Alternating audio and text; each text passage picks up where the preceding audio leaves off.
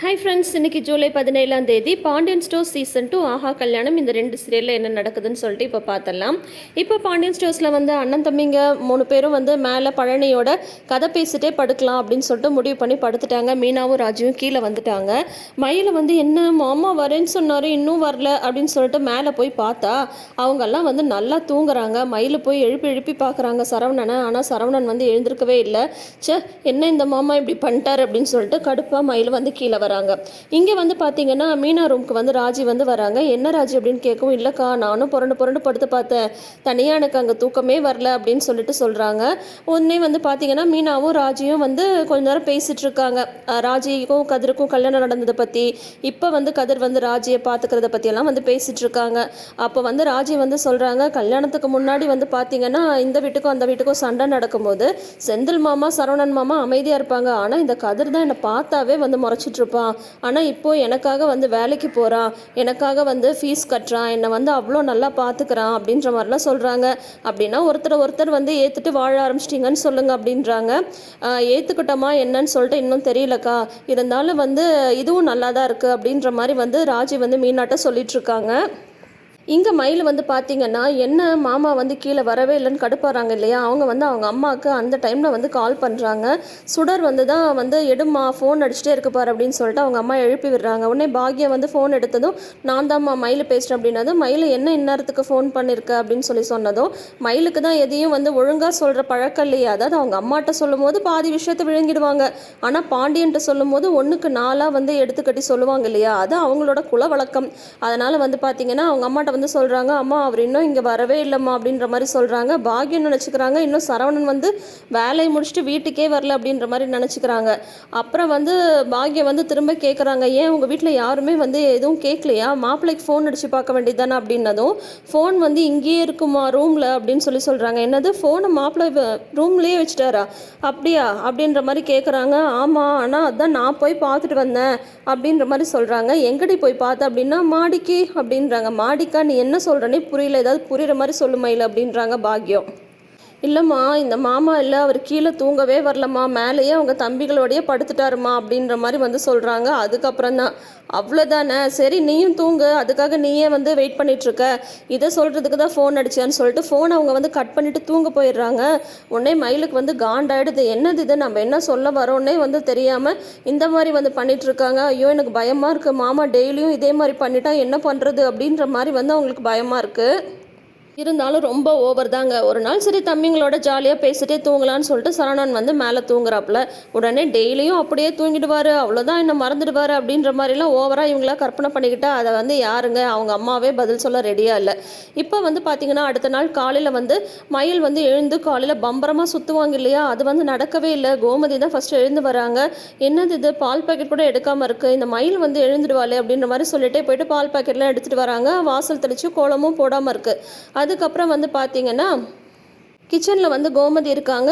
அப்போ வந்து ராஜியும் மீனாவும் எழுந்து வராங்க. என்னது இது 2 பேரும் ஒன்றா எழுந்து வரீங்க அப்படின்னதும், ஓ அதுவா அத்தை, நேற்று வந்து நான் மீனாக்கா ரூமில் தான் வந்து தூங்கினேன், எனக்கு தனியாக படுக்க தூக்கமே வரல, அதனால சரின்னு 2 பேரும் வந்து ஒரே ரூமில் தான் தூங்கணும், ஜாலியாக கதை பேசிகிட்டு இருந்தோம் அப்படின்னதும் உடனே கோமதி வந்து சொல்கிறாங்க, என்னடி என்னை வந்து மறந்துட்டீங்க, என்னையும் கூப்பிட்டுருந்தா நானும் வந்திருப்பேன்ல, ஜாலியாக பேசிகிட்டு இருந்திருக்கலாம்ல அப்படின்ற மாதிரி சொல்கிறாங்க. ரொம்ப க்யூட் இல்லைங்க. இப்போ வந்து பார்த்திங்கன்னா அப்புறம் ராஜி வந்து சொல்கிறாங்க, ஓகே அடுத்த தடவை வந்து மறக்காம கூப்பிட்டுறோம் அப்படின்ற மாதிரி வந்து சொல்கிறாங்க. சரி ஏன் நீங்கள் காஃபி போட்டுட்ருக்கீங்க அப்படின்னது, என்னன்னு தெரில, இன்றைக்கி வந்து வாசல் கூட கோலம் போடல, இந்த மயில் வந்து எல்லாருக்கும் முன்னாடி எழுந்து வந்துடுவா, அவளும் எழுந்திருக்கவே இல்லை, ஒன்று பண்ணுங்கள், நீங்கள் 2 பேரும் வாசல் தெளித்து கோலம் போடுங்க, நான் வந்து காஃபி போட்டு தரேன், இவ ஏன் இன்னும் எழுந்திருக்கல, ஏதாவது உடம்பு ஏதாவது முடியலையா, நான் போய் பார்த்துட்டு வரேன் அப்படின்னு சொல்லிட்டு கோமதி போய் பார்க்குறாங்க. மயில் வந்து தூங்குறாங்க. மயிலை வந்து எழுப்புறாங்க. என்னம்மா என்னாச்சு அப்படின்ற மாதிரி வந்து கேட்குறாங்க. இல்லை தலைவலிக்கு தத்தை, நைட்டு தூங்கவே லேட் ஆகிடுச்சு அப்படின்ற மாதிரி சொல்கிறாங்க. மாமா வந்து வருவாருன்னு பார்த்தேன், அதனாலேயே நான் தூங்க லேட் ஆகிடுச்சு, அப்புறம் அவர் வரவே இல்லை அப்படின்னா தான் அவர் மேலேயே தூங்கியிருப்பாம்மா, அதனால் என்ன சரி இப்போ நீ என்ன வா உனக்கு ஸ்ட்ராங்காக காஃபி போட்டு தரேன், தலைவலி சரியாயிடும் அப்படின்னது, இல்லைத்த நான் கொஞ்ச நேரம் படுக்கிறேன் அப்படின்னு சொல்லிட்டு இந்த சின்ன குழந்தைங்கள்லாம் சொல்லுவாங்கள்ல அந்த மாதிரி வந்து சொல்லிட்டு இருக்காங்க. பார்க்கவே நமக்கு தான் எரிச்சலாக இருக்குது. சரி இருந்தாலும் அவங்களோட கேரக்டரைசேஷன் அந்த மாதிரி இருக்குங்கும் போது நம்ம எதுவும் சொல்ல முடியாது இல்லையா. ஸோ இப்போ வந்து பார்த்திங்கன்னா கோமதி வந்து சரி அப்படின்னா தூங்கு அப்படின்ட்டு போயிடுறாங்க. மயில் வந்து அப்படியே இப்போ பாரு மாமா வந்து எழுந்து வருவாங்களா, அவங்களோட நான் நான் பேசவே போகிறது கிடையாது, இதுக்கு வந்து இன்றைக்கே ஒரு முடிவு கட்டியாகணும் அப்படின்ற மாதிரி யோசிச்சுட்டு இவங்க படுத்துட்டு இருக்காங்க. அப்போ பார்த்தீங்கன்னா சரவணன் வந்து வராரு. சரி, அவர்கிட்ட ஒரு ஆக்டிங்கை போட்டு ஒரு சிம்பத்தியை க்ரியேட் பண்ணுவோம் அப்படின்னு சொல்லிட்டு இந்த மயில் வந்து பார்த்துட்டு இருந்தா சரவணன் வந்து ஏன் மயில் உடம்பு சரியில்லையா அப்படின்ற மாதிரி கேட்குறாங்க. ஆமாம், நீங்கள் வந்து நைட்டு வந்து வரேன்னு சொல்லிட்டு வரவே இல்லை அப்படின்னு சொல்லி பார்த்துட்டே இருந்தேன். உடனே எனக்கு வந்து தலைவலி வந்துருச்சு அப்படின்னது. தலைவலிக்குதா, சரி அப்படின்னா நீ ரெஸ்ட் எடு, நான் வெளியில் போய் எல்லார்ட்டையும் பேசிட்டு இருக்கேன்னு சொல்லிட்டு போயிடுறாரு. உடனே கடுப்பாயிடுது மயில். தங்க மயிலோட ரக்கையை ஒவ்வொன்றா எல்லாரும் பிடுங்கி பிடுங்கி எரிஞ்சிட்டு இருக்காங்க. இங்கே வந்து பார்த்தீங்கன்னா நம்ம பாண்டியன் இருக்கார் இல்லையா, அவருக்கு கோமதி வந்து காஃபி போட்டு கொடுக்குறாங்க. பரவாயில்ல, நீயும் நல்லா தான் போடுற அப்படின்ற மாதிரி சொல்கிறாங்க. உடனே வந்து மீனாவும் ராஜியும் வராங்க. அவங்க வந்ததுக்கப்புறம் என்ன இன்னைக்கு வீடு ஒரு கலகலப்பே இல்லாமல் இருக்குது அப்படின்னதும் பசங்கள்லாம் மேலே தூங்குறாங்கங்க அப்படின்ற மாதிரி கோமதி வந்து சொல்கிறாங்க. உடனே வந்து பாண்டியன் வந்து சொல்கிறாங்க, இல்லை இல்லை எங்கே இந்த மயில் அப்படின்ற மாதிரி வந்து கேட்குறாங்க. இந்நேரம் இருந்திருந்தால் காலையிலே எழுந்து கோலம் போட்டு பூஜைலாம் பண்ணி வீடு ஃபுல்லாக சாம்பிராணி போட்டு அப்படியே வீட்டையே கமகமன்னு வச்சுட்ருக்கோம், என்ன ஆச்சு அந்த பிள்ளைக்கு அப்படின்ற மாதிரி சொல்கிறாங்க. உடனே கோமதி வந்து ரொம்ப அவசியம் தான் அப்படின்ற மாதிரி வந்து சினுங்குறாங்க. அதோட இன்னைக்கு எபிசோடை வந்து முடிச்சிருக்காங்க. ஸோ இப்போல்லாம் பார்த்தீங்கன்னா மயிலோட நடிப்பு வந்து எல்லாருக்கும் சலிச்சே போச்சு. இது ஓவராக இப்படி தான் கிரிஞ்ச் பண்ணிகிட்ருக்கோம் அப்படின்ற மாதிரி எல்லாரும் அவங்கவுங்க வேலையை வந்து பார்க்க ஆரம்பிச்சிட்டாங்க. மயில் இன்னும் எழுந்து வரல அப்படின்னது பாண்டியனை தவிர யாருமே கேட்டுக்கிறதுக்கு ரெடியாக இல்லை. சரி, டெய்லி வந்து 4 மணிக்கு எழுந்துக்கிறாங்க, ஒரு நாள் உடம்பு சரியில்லைன்னா சரின்னு கூட தாங்க விட்டு போவாங்க. ஆனால் வந்து எல்லாரும் வந்து மயிலை தாங்கணும்னு அவங்க எதிர்பார்த்துட்ருக்காங்க. என்ன நடக்குதுன்னு சொல்லிட்டு நாளைக்கு எபிசோடை பார்த்து தெரிஞ்சுக்கலாம். அடுத்தது நம்ம பார்க்க போகிறது என்னென்னு பார்த்தீங்கன்னா ஆஹா கல்யாணம். ஆஹா கல்யாணத்தில் வந்து பார்த்தீங்கன்னா நேற்று சூர்யா வந்து ஸ்வேதாவோட அந்த ரூமில் பேசிட்டு வெளியில் வரதை மகா வந்து பார்க்குறாங்க. யார் இவங்க அப்படின்ற மாதிரி யோசிச்சு நின்றுட்டுருக்காங்க. அதுக்கப்புறம் பார்த்தீங்கன்னா சூர்யா வந்து வராங்க. மகா வந்து வெயிட் பண்ணிட்டு இருக்கிறத பார்த்துட்டு நீ எப்போ வந்த அப்படின்ற மாதிரி வந்து கேட்குறாங்க. உடனே வந்துட்டு நான் வந்துட்டேன், நான் என்ன பொய்யா சொல்ல போகிறேன் அப்படின்ற மாதிரி வந்து மகா சொல்கிறாங்க. என்னமோ நான் வீட்லேயே இருந்துட்டு இங்கே இருக்கிற மாதிரியும் அந்த மாதிரி மாற்றி மாற்றி இருக்கிற இடத்தெல்லாம் போய் சொல்கிற பழக்கம்லாம் எனக்கு இல்லை அப்படின்ற மாதிரிலாம் வந்து சொல்கிறாங்க. என்ன இவ வந்து என்ன சொல்கிறா அப்படின்ற மாதிரி வந்து யோசிச்சுட்ருக்காரு சூர்யா. சரி, காலையில் இங்கே என்ன பண்ணுற அப்படின்னு சொல்லி சொன்னதும், இல்லை நீங்கள் தான் வந்து பிரேக்ஃபாஸ்ட் சாப்பிடாம வந்துட்டீங்கல்ல, அதனால நான் எடுத்துகிட்டு வந்தேன், உங்களுக்கு சாப்பிட்றதுக்கு இஷ்டம் இருந்தால் சாப்பிடுங்க, ஏன்னா வீட்டு சாப்பாடு தான் வந்து உடம்புக்கு எப்போவுமே நல்லது அப்படின்ற மாதிரி வந்து சொல்கிறாங்க. இல்லை, நான் வந்து அதுக்காக நீ மெனக்கெட்டு கொண்டு வந்தியா, நான் வெளியில் சாப்பிட்ருப்பல்ல அப்படின்ற மாதிரி வந்து சூர்யா வந்து சொல்கிறாங்க. உடனே மகா வந்து சொல்கிறாங்க, என்ன பண்ணுறது அத்தை மாதிரி நானுமே வந்து நீங்கள் வெளியிலலாம் சாப்பிட மாட்டீங்க, உங்களுக்கு வந்து வீட்டு சாப்பாடு தான் ஒத்துக்கும்னு நினச்சிட்டேன், ஆனால் இப்போ தானே தெரியுது நீங்கள் வெளி சாப்பாடு சாப்பிடுவீங்கன்னு சொல்லிட்டு அப்படின்ற மாதிரி மகா வந்து பேசுகிறாங்க. ஏன் இவன் இந்த மாதிரிலாம் பேசுகிறா அப்படின்ற மாதிரி வந்து சூர்யா யோசிக்கிறாங்க. அப்புறம் வந்து மகா சொல்லிட்டு வராங்க, நான் வந்து சாப்பாடு வச்சுட்டு போகிறேன், அப்புறம் வந்து வீட்டு சாப்பாடா இல்லை வெளி சாப்பாடா எது உங்களுக்கு வேணுமோ நீங்கள் முடிவு பண்ணிக்கோங்க அப்படின்ற மாதிரி சொல்லிட்டு மகா வந்து ஆட்டோவில் வந்து வந்துட்டுருக்காங்க. ஆனால் சூர்யா வந்து அந்த ஸ்வேதாவோட காரில் போனது இதெல்லாமே வந்து நினச்சிட்டு வந்துட்டுருக்காங்க மகா. அப்போ பார்த்தீங்கன்னா ஆட்டோவில் மகா வந்துட்டு இருக்கும்போது ஆப்போசிட்டில் வந்து பிரபா வந்து அவங்களையே மறந்து நடந்து வந்துட்டுருக்காங்க. ஆட்டோவில் வந்து மோத வந்துடுறாங்க. உடனே வந்து பார்த்தீங்கன்னா மகா வந்து சொல்கிறாங்க, பிரபா அப்படின்னு சொல்லிட்டு உடனே பார்க்குறாங்க. அண்ணா இது என் தங்கச்சி தானே, வீட்டுக்கு கூட்டிகிட்டு போயிடலாம் அப்படின்ற மாதிரி சொல்லி உடனே வீட்டுக்கு கூட்டிகிட்டு போகிறாங்க. என்னாச்சு பிரபா, ஏன் இந்த மாதிரி வந்து பண்ணிடுறா அப்படின்ற மாதிரி ஆட்டோவில் வந்து கேட்டுட்ருக்காங்க. மகாவை பார்த்ததும் வந்து கோட்டீஸ்வரி வந்து ரொம்ப ஹாப்பியாகிடுறாங்க. வா வா வா, நீங்கள் என்ன 2 பேரும் ஒன்றா வரீங்க, அதிசயமாக இருக்குது அப்படின்னதும், நான் வந்து அவருக்கு போய் டிஃபன் கொடுத்துட்டு ஆட்டோவில் வந்துட்டு இருந்தேன், அப்போ வந்து பிரபா வந்து வண்டியில் மோத வந்துட்டா, என்னாச்சு இவளுக்கு, ஏமா இவ இப்படி இருக்கா அப்படின்னு சொல்லி கேட்குறாங்க. உடனே வந்து பார்த்தோன்னா, நான் என்னத்தை சொல்கிறது, அவள் பாரு காலையிலேருந்து சாப்பிடக்கூட இல்லை அப்படின்ற மாதிரி வந்து சொல்கிறாங்க. அவள் சாப்பிட்லன்னா நீ வேணான்னு சொல்லிடுவியா, நீ போய் எடுத்துகிட்டு வா நான் ஊட்டுறேன் அப்படின்னு சொல்கிறாங்க. அப்புறம் வந்து பார்த்தீங்கன்னா அவங்க போய் சப்பாத்தி எடுத்துகிட்டு வராங்க. சரின்ட்டு இவங்களும் ஊட்டிகிட்டு இருக்காங்க. அப்போ மகா வந்து பிரபாட்ட வந்து சொல்லிட்டு இருக்காங்க, இதோ பாரு பிரபா, லைஃப்பில் வந்து எவ்வளவோ ப்ராப்ளம் வரும், ஒரு கட்டத்தில் வந்து நம்ம அடுத்தது என்ன பண்ணுறதுனே தெரியாத இடத்துலலாம் நம்மளை கொண்டு போய் விடும், ஆனால் அது எல்லாத்தையுமே நம்ம வந்து மீறி தான் வரணும். பிரச்சனை ஏன் நடந்துருந்தா அடுத்தது வந்து என்ன நடக்க போகுது அப்படின்றத நம்மளால் வந்து யோசிக்கவே முடியாது. அதனால் நீ இதுலேருந்து வெளியில் வா, நடந்தது எல்லாமே நல்லதுக்கு தான் அப்படின்ற மாதிரி நினச்சிக்கோ.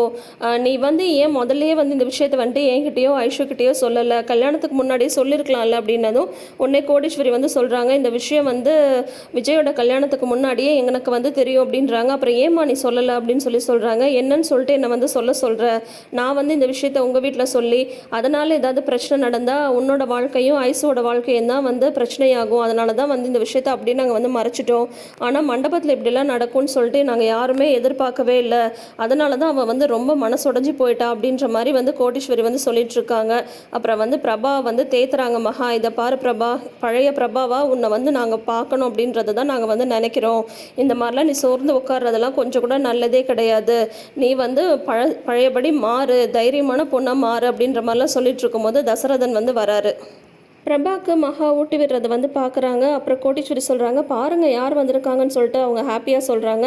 உடனே வந்து நீ ஏம்மா இங்கே வந்த அப்படின்ற மாதிரி கேட்குறாங்க. என்னங்க அவள் ஆசையாக வந்து நம்ம எல்லாரையும் பார்த்துட்டு போகலான்னு வந்திருக்கா, இப்படி ஒரு வார்த்தையை கேட்குறீங்க, அவள் மனசு சங்கடப்படாதா அப்படின்னு சொல்கிறாங்க. நான் எல்லாமே தெரிஞ்சு தான் கேட்குறேன் கோடீஸ்வரி, நீ எதுக்குமா இங்கே வந்த, இனிமேல் நீ வந்து இங்கே வராத, நீயும் சரி ஐஸ்வர்யாவும் சரி, அதுதான் உங்கள் வீடு, நீங்கள் அங்கே தான் இருக்கணும், இனிமேல் நீங்கள் வந்து இங்கே வரக்கூடாது, அதுதான் உனக்கும் நல்லது, எங்களுக்கும் நல்லது, பிரபாக்கும் நல்லது அப்படின்றாரு.